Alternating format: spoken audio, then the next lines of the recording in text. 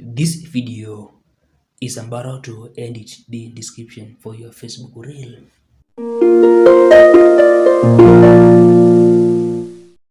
Now, on a reel that you want to edit, you need to tap these three dots down here. Then go to edit reel. And from there, you can edit the description for your reel.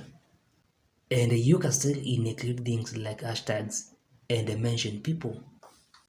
And as you can see, you can also edit the cover image for your reel, where you can pick a frame of your reel or an image from your device.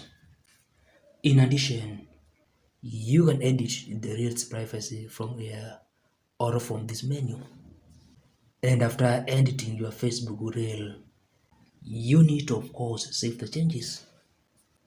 Now, if you find this video helpful, like it, and if you want to grow and succeed on Facebook and other social media platforms, ensure you subscribe to this channel for more videos.